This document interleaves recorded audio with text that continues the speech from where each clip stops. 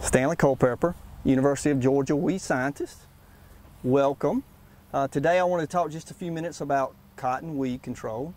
If we surveyed our growers, one of the most important topics right now is what's going on with the dicamba formulations, XtendiMax, Fexapan, Tavium, Ingenia, and we'll get to that in just a second. But that's really not our number one priority right now. Our number one priority is really focused on resistance management.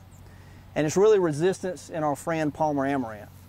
Palmer Amaranth last year, based on 1,737 growers filling out a survey, noted it as the most problematic pest in all of Georgia cotton, by far and away.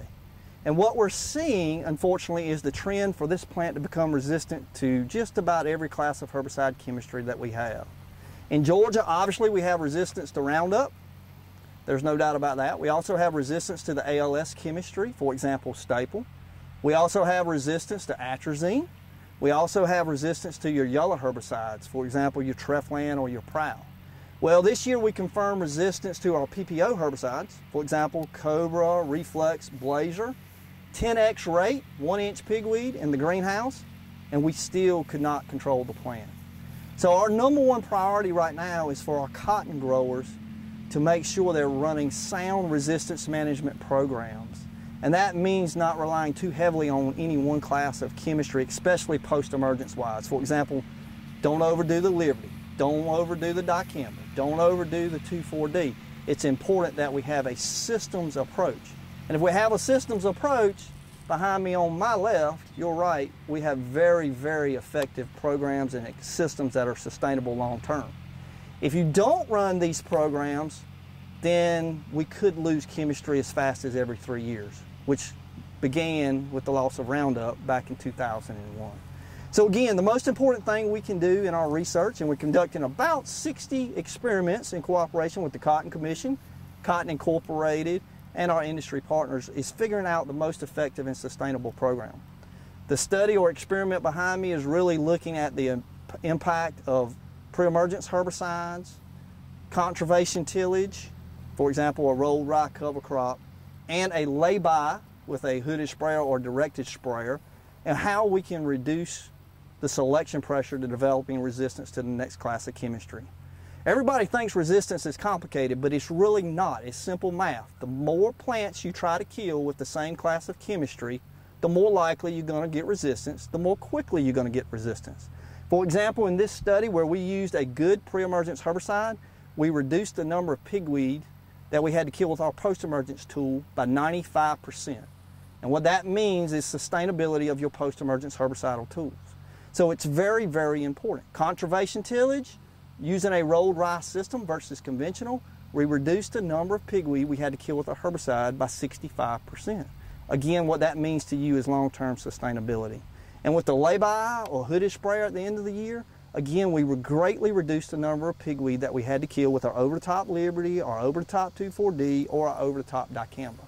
So sustainable programs are the key to our future. That's the most important thing that we're doing. Now, the second most important, in my opinion, is the sustainability of our dicamba formulations, Ingenia, XtendiMax, and Fexapan.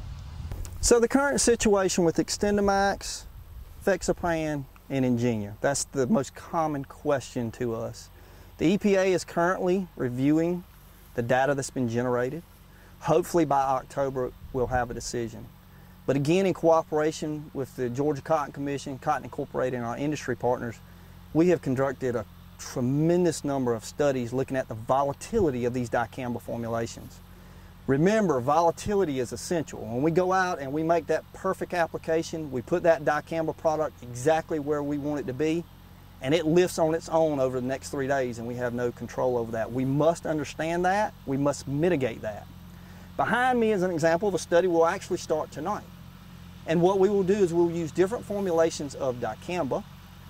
We'll treat soil in flats way off target, and then we'll bring them and we'll put them under these tunnel frames, and then the tunnel frame will be covered with plastic.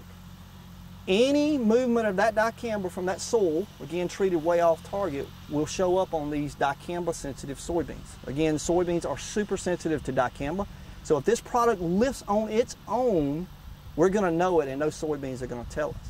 And what these studies do It does not represent our family farm by any means whatsoever, but it allows us to very quickly look at different soil moistures, look at different soil temperatures, look at soil textures, look at different formulations and how they influence volatility of dicamba.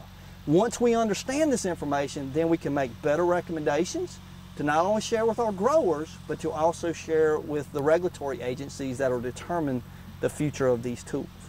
So I'm extremely optimistic based on the data that we've seen. We've seen some powerful treatments this year that are greatly reducing dicamba volatility with each of those formulations that I previously mentioned. We're sharing that information with our regulatory partners. Hopefully we will have XtendiMax, Ingenia, and Fexapan in 2021, but we'll certainly have to wait and see how the EPA determines the outcome of those products. So this is an example from the tunnel studies of where dicamba lifted from the soil that was treated in flats, way off target, and brought in. This is the type of damage that we're seeing with the treatments or the applications that we're making today. And our goal through these studies is figuring out how to reduce that. And in this study alone, we have several treatments where we've reduced the level of damage at least 50%. And we can use this knowledge in 2021, assuming we get a registration. So again, it is critically important that we steward all pesticides. And one of our greatest objectives right now in cooperation with the Cotton Commission and Cotton Incorporated and our industry partners is making sure these dicamba formulations, when we apply them, they stay exactly where we want them to stay.